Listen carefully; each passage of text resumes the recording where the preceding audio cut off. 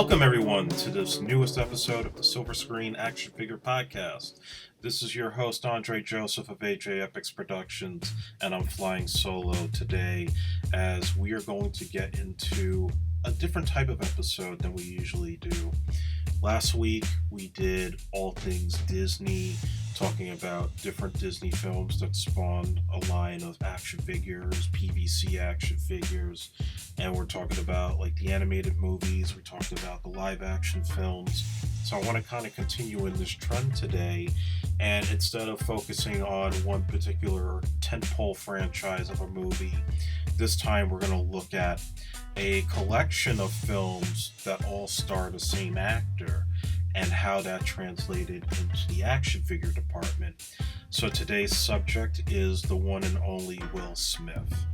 Will Smith, the billion-dollar superstar of the 90s, first got his hit on the scene with Parents You Don't Understand as part of The Fresh Prince and DJ Jazzy Jeff back in the late 80s, before moving on to the sitcom world with The Fresh Prince of Bel-Air, one of the famous 90s television shows, and basically the introduction to America to Will Smith, and then later becoming this unlikely superstar in film with hits such as Bad Boys, Independence Day, Men in Black, and countless others that we will be discussing over the course of this episode. And for all the success that Will has had and the barriers that he has broken on the big screen, it seems to me like as I look back at the number of movies he did that spawned toys, that the toys didn't quite exactly capture the heat and the excitement of the billion-dollar movies that Will headlined during the course of his career. There's a variety of reasons for it, and I think we will see exactly why those issues were just by examining, believe it or not, the few movies he did that had action figures to begin with. So we start with 1996, and this is when Independence Day hit the screen. As you probably remember, this was a movie with a tremendous amount of hype surrounding it.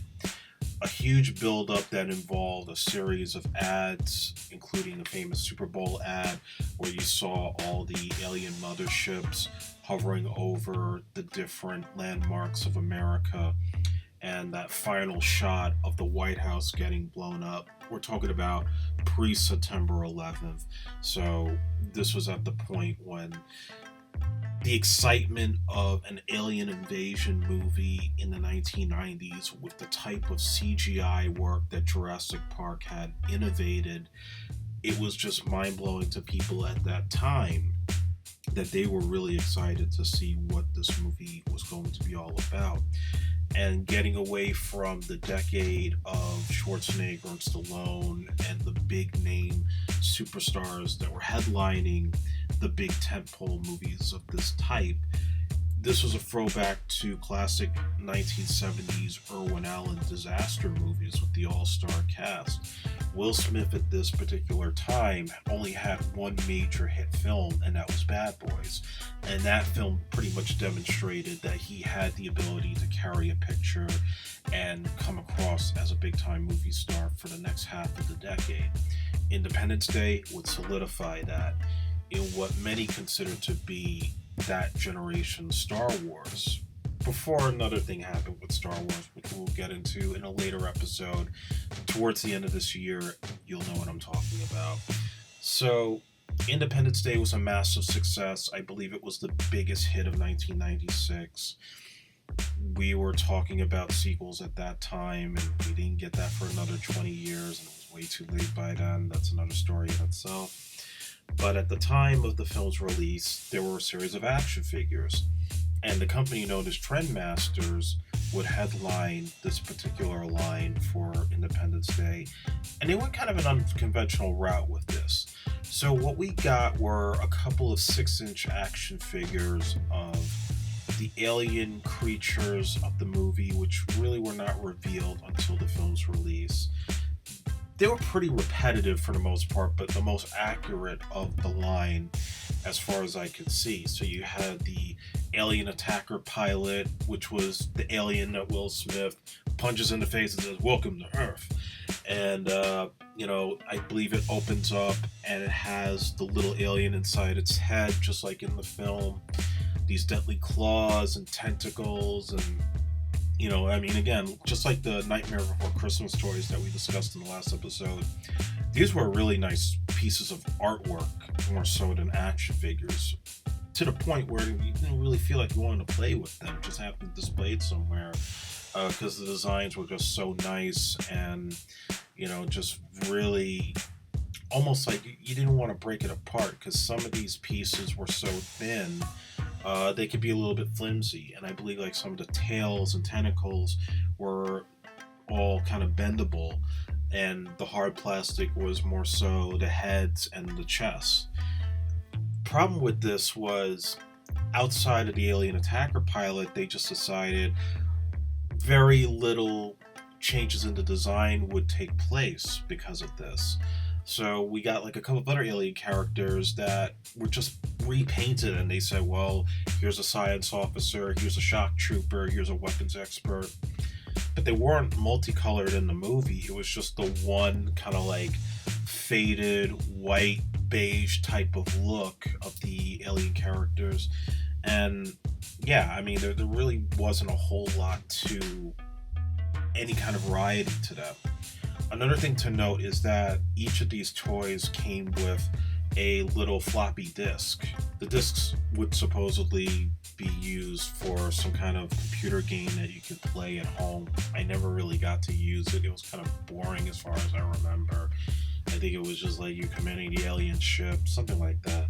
If your computer wasn't fast enough to process it, then you were screwed. It was just sort of like you just had this thing hanging there for no reason. Now, when it came to the human characters, yes, we got a Will Smith, we also got a Bill Pullman, and we got a Jeff Goldblum action figure. And these toys were, I'd say the Will looked the best out of the three in terms of likeness, but they really overloaded on the accessories. Will Smith came with an M16, he had a missile blaster, he had a pistol, he had a bulletproof vest, and his flight helmet from the film. The Jeff Goldblum figure, his character David Levinson, seemed a little bit overkill with all the sort of things they had with him. They gave him like a grappling hook, they gave him goggles, they gave him a bulletproof vest, stuff he didn't have in the movie, and his character looked a little too buff compared to how Jeff Goldblum was, and probably the least Goldblum-esque compared to the figure that they made for Jurassic Park, which I really thought, if you've seen the Jurassic Park episode, captured the essence of the Goldblum much more better. And then you also had the president that Bill Pullman played, President Whitmore. He's dressed up in his flight suit. He's also got the pistol, the missile blaster, the grappling hook, the bulletproof vest, and that was that. Those were your three human characters, and I believe there were plans to do more in a later set that never got released, and I've seen a prototype for Randy Quaid's character. Thing was, who really wanted to buy a Randy Quaid toy? Unless he was the guy from Vacation, maybe I might consider that. But, that was really most of what they had for this line. And then you also had two vehicles, the F-14 fighter jet, and you had the alien attacker, so like the little alien flight ships that were at the end of the movie. And rather than getting play sets, all they really had were like this micro machines type of setup of the Los Angeles invasion. So it was like cardboard cutout of the LA skyline and just a whole bunch of like small scale soldiers and tanks and F-14s, just so you could recreate the experience of the movie. I think overall, as I remember, I did buy at least the Will Smith and the Jeff Goldblum figures, and I did have maybe at least one of the aliens, and I know I had like some of these little like micro machine type of play sets that they had made. Although that you could easily lose the pieces, and I did. Actually, when I moved back to my dad's recently a few years ago, I actually found a couple of pieces in a box, but not the whole set. I just remember this line being kind of like, I just shrugged my shoulders at it. It just, to me, and I thought about it this morning before I did this podcast, if they had done this line like G.I. Joe, because you had all these human characters that easily could have translated to an action figure outside of the three that they made, and maybe had the same 3/4 inch size for the aliens, I think it would have been more playable. Doing it in more the 6-inch style didn't really have enough play value to them. I think in terms of likeness, they were decent. They were made okay. Other than the aliens, the human characters were pretty much durable. Outside of that, though, it really wasn't that exciting of a line. It was really a big letdown compared to the fact that this movie was so amazing at that time. And also, too, if they were trying to recreate the feel of the original Star Wars, then it would have been appropriate to make these figures even in the same size of the Star Wars figures to capture that essence of it. But I guess they didn't know what they had when Trendmasters bought this license, and I believe they bought this license before they really knew this film was going to be a success. And maybe this was also the direction of this line was due in part to the fact that Roland Emmerich, who directed the picture, had also done Stargate 2 years prior. Stargate would have a G.I. Joe size line made by Hasbro, and the figures actually were pretty damn good, and I think highly underrated. But I think because the movies didn't translate to kids, and the fact that it was sort of towards the end of the G.I. Joe line, and kids were getting kind of tired of it at that point, maybe it just didn't quite sell well, so they said, well, let's go a different route with Independence Day and not fall into that trap. But I still think that would have been the better way to go here. And, these figures are still out there. I don't think they're that expensive to buy if you find them in a flea market or an antique shop. They are what they are, it's Independence Day. And I believe there was like a large size doll for Will that was also created of Captain Stephen Hiller. And I think it had more of the flight suit that he had from the film. So that's as far as that was going to go. Now we jump to a year later, and Will has his next big success in Men in Black. As you probably know, this was a movie that was based on a comic book by Malibu Comics, and I believe they were absorbed by Marvel. So it's really an unofficial Marvel Comics adaptation, one of the earliest of its kind. And it would spawn 3 sequels, and all 3 films would have action figures to them. We're not going to discuss the Burger King toys that were based on the cartoon, even though I did have some of those to kind of like fill out some missing pieces. We're not going to talk about them for now. So, Men in Black, Galoob handled this line in 1997, and again, this was another hit for Will, who originally did not want to do another Alien movie after Independence Day, but was convinced by his wife, Jada Pinkett Smith, that this script was good enough, you should take this on, and it's a Steven Spielberg production. How could you tell Steven Spielberg no? So what we got were some highly unusual type of toys made for this particular line, almost as bizarre as the movie itself. They didn't go and try to make just straight up action figures, but instead have these guys sort of in like these mini playset kind of things that came with the toys. Case in point, the Will Smith figure for Agent J, he's fighting an alien tree trunk. So they have this guy posed as if he's fighting the tree trunk, and he has this weird contraption of a laser gun with an orange tip on it that looks like it's about to explode water because it looks like a water balloon. And he's kind of like posed as if he's being blown back.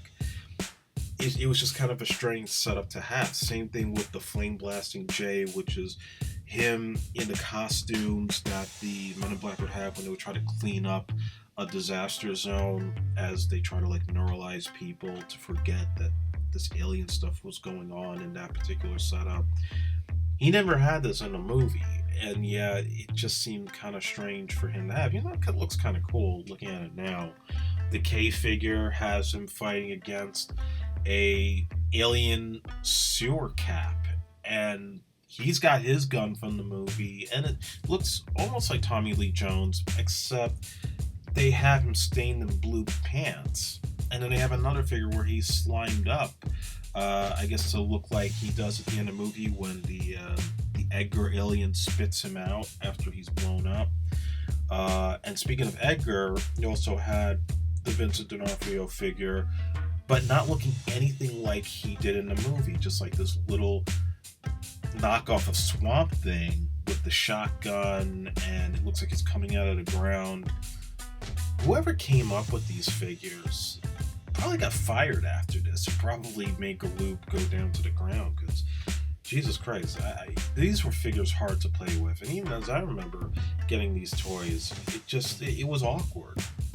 Couldn't we just get a straight up action figure of K and J, just clean cut in their suits? Give J the noisy cricket, give K the big ass, alien shotgun, and just let them do their thing. But they just went so versatile that they were more flimsier than the Independence Day toys. The best part about this line were the Bendables.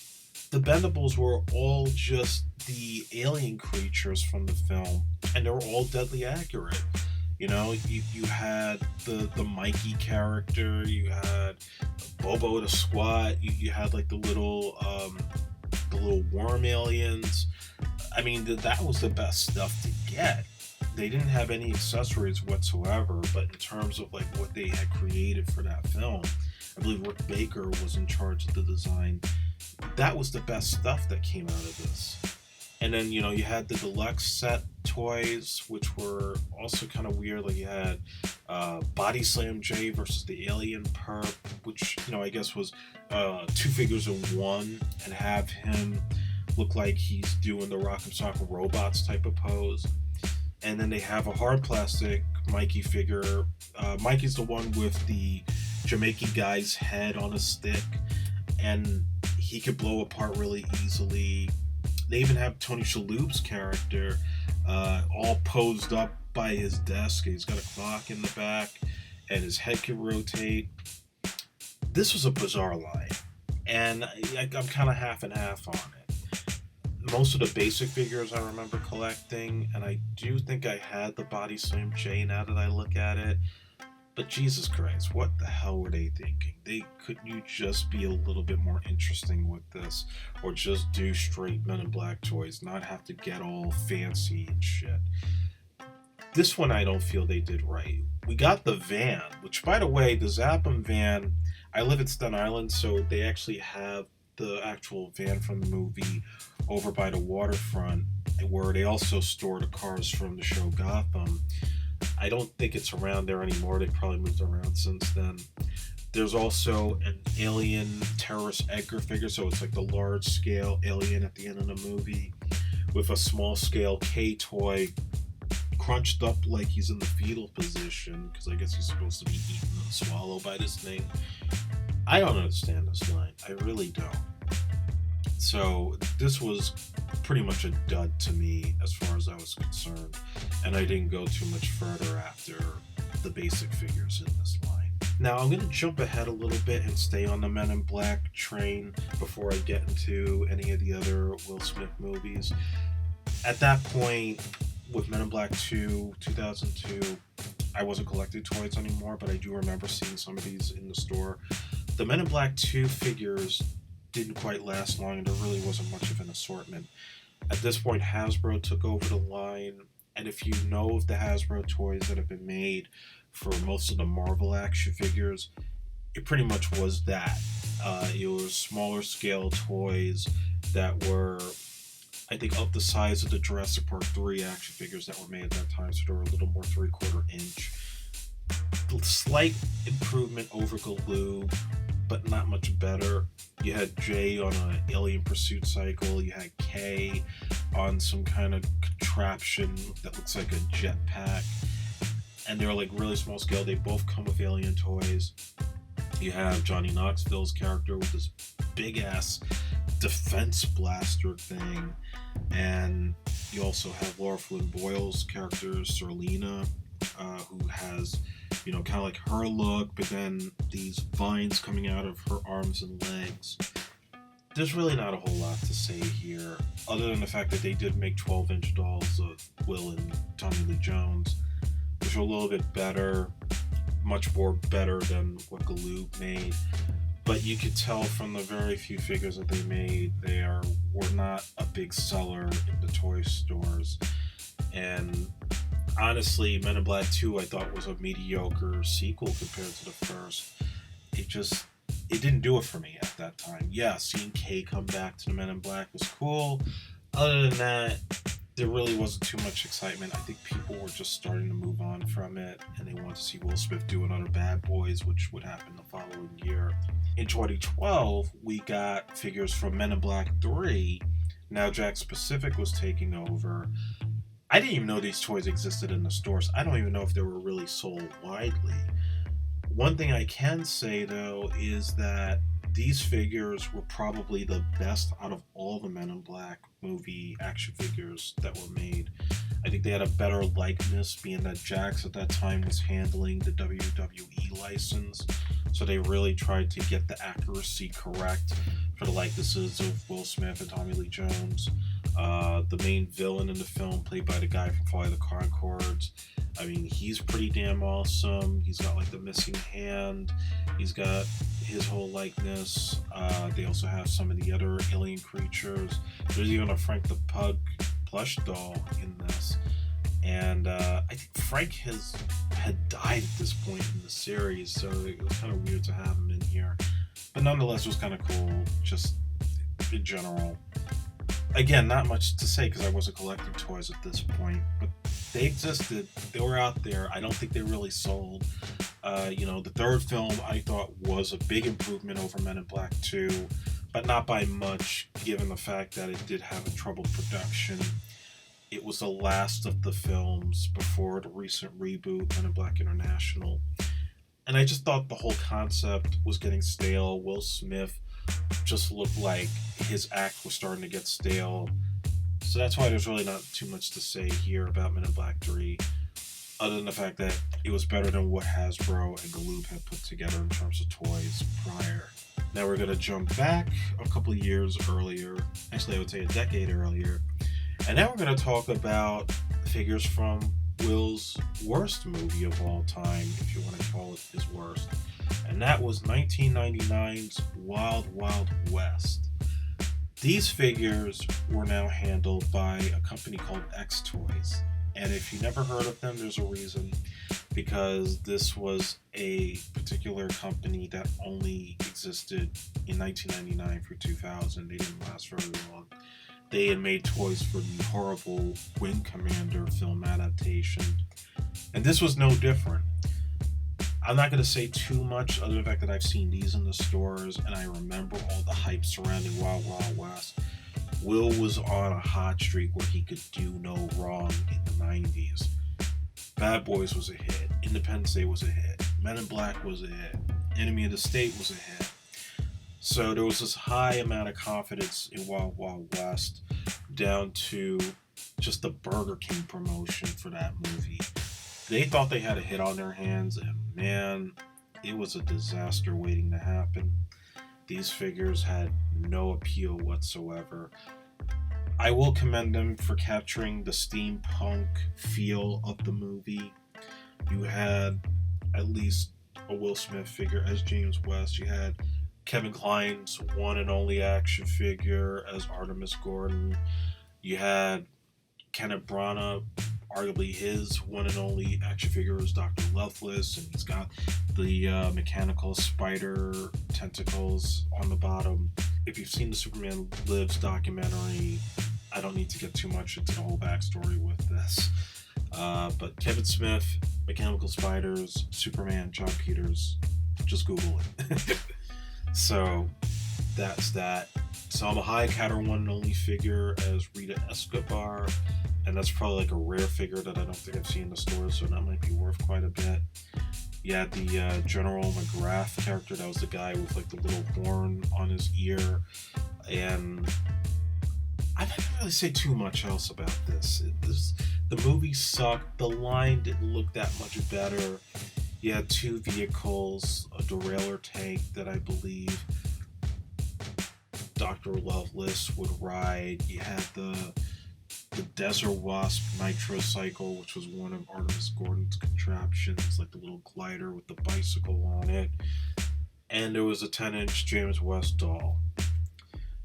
They were trying to capture the look and the feel of the Batman figures that Kenner was making back then. And I think if the movie had been a success, maybe they would have fallen off the shelves, because in some ways it was probably more appropriate to go this route compared to Independence Day and Men in Black in terms of action figures. This sucked. I'm sorry. This line just, it sucked. The movie sucked. Nobody was going to go and buy these things. I don't know why they were even made, other than just the hype surrounding this movie. And yeah, it just, they didn't last very long. That's all I gotta say about Wild Wild West. Just very bad memories of 1999 is the best way I could put it. After that, he didn't really get any movies that spawned any toys out of a Will Smith film. I'm sure I Am Legend, I Robot, Hancock could have easily have had action figures, but because they were so odd and obscure in terms of direction, it's like once you put Will Smith in a movie, it changes the whole dynamic. Maybe after Wild Wild West, they were careful not to blow their load on those films and expect that toys were going to sell that easily.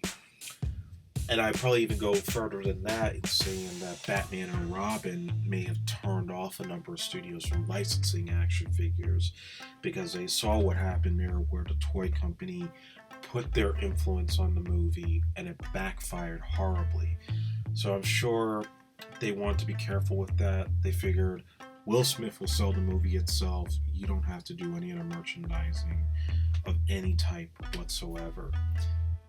And we didn't get another set of any type of toys out of a Will Smith movie until 2016 with the Suicide Squad. And at this point, the DC multiverse line that was being created by Mattel decided to cash in, and they were making a series of figures based on that movie. Again, didn't collect these, never played with them, but they were a lot better than most Will Smith movies, I could tell you that. Even though I think the movie itself was a huge letdown and a huge disappointment, they did a good job in the action figure department, down to Will Smith's likeness and accessories for his Deadshot performance, and as well as the entire set, including Jared Leto's Joker, which in the movie was a letdown, but in terms of a toy, they did a damn good job with getting the tattoos, getting his accessories like the cane, and so forth. Even Harley Quinn is amazing. I mean, she was the best thing out of the movie. They give her the baseball bat, they give her Margot Robbie's look, and it was solid. You know, nowadays, likenesses of toys have improved so much from the 80s and the 90s, so I can't really complain in that department. I think in terms of playing with them, probably a little bit harder, especially if you're a small child. I would say that the Suicide Squad toys, among all the other DC Multiverse figures, are better as display case attractions. And the same would go with the Hot Toys set as well. And now recently we've also had the release of Aladdin, the live-action remake of the classic 1992 Disney animated film. And as we know, Robin Williams, tough shoes to follow after his unforgettable performance as a genie. So to have Will Smith do it, there was quite a backlash. But from people that I've spoken to, including my partner in crime, Mr. Albert Albanese, Will Smith did as good of a job as he could be in making the genie his own. In terms of toys, as I'm looking at right now, you know, we've had a number of Aladdin figures, mostly dolls, and there's even a singing doll of the genie, which I guess is supposed to be him singing the famous songs from the movie. That figure looks like Will Smith, but more Disney-esque is the best way I could put it. Wider eyes, a little more buff than Will Smith actually is, and he's blue. So we have like a Will Smith that looks like if he was drawn by Disney, that would be his genie rather than the Robin Williams genie. Not much I'm going to say here because, again, I don't collect these toys. I only speak of what I spoke about last week with the Disney setups. That's what's out there now. So that's all I am going to say about Will Smith in action figure likeness. A lot of his films just did not translate well to the toy department. I think by the time you got into the late 90s, early 2000s, you probably started to see that particular department start to phase out in terms of kids being into toys and where we're at today. It was just kind of a disappointment that his films couldn't come up with better toys for the most part. And as I said before, if they went the G.I. Joe route or Star Wars route with Independence Day, I think they would have had a big moneymaker on their hands. Going the route that they did with Trendmasters, which no longer exists, it was a big letdown as far as I'm concerned. So I think there could have been better toys out there that they could have produced for any of his movies. But we got what we got, and I don't think that takes away from the legend of the man and his success in cinema. He is still the Fresh Prince in many people's eyes. So he's going to continue to deliver the hits and stretch out and every now and then try to go for that Oscar win, which hasn't happened yet as of this recording, but maybe down the line, it could happen. As always, I like to talk about the toys that we wish we had as kids but didn't get made. All I'm going to say here is, because I was getting into my teens at this particular point, if there was maybe one movie out of all the films that he did that I wish had a toy line, it would have been Bad Boys. At the very least, I think it could have been kind of cool to see a company like Mattel or Kenner make a series of Bad Boys action figures with Will and Martin. You could have their different outfits from the film. You could have a Fauché action figure, the bad guy from the movie. You could have had the Porsche as a vehicle, the ride-in. You could have had a play set of the hangar where they do the shootout at the end. I think that could have been a pretty cool setup. Unfortunately, because it was an R-rated movie, they weren't going to make toys for that. We were getting politically correct in the 90s, so that wasn't going to happen. But we have Bad Boys for Life coming out, so I do expect that there will be at least some Hot Toys dolls coming out. So stay tuned for that one. It might be very possible to see. So that's it for this short episode of the Silver Screen Action Figure Podcast. As always, you can email me with questions, comments, suggestions for future episodes at silverscreenafpodcast@gmail.com. You can follow us on Twitter at silverscreenaf1, and you can like us on our Facebook page, which is the Silver Screen Action Figure Podcast. And I promise there's going to be a lot more exciting episodes to come and more special discussions. We have a future episode that's going to be focused on custom action figures and also one about toy conventions, as well as going to the flea market and that experience, because I think that's important in anybody's journey in collecting rare action figures. Not just movie licensed ones, but just anything in general, be it Star Wars toys, wrestling figures, you name it. So I'm going to be signing off, guys, and I promise it's going to get more exciting as we go. It's kind of a dreary Saturday. I couldn't play with my new drone today to experiment with some aerial shots. Hopefully, if it clears up later, I'll try to check that out and see if I can do some cool shit with that. So alright, guys, I'm going to be signing off for today. I will see you at the movies.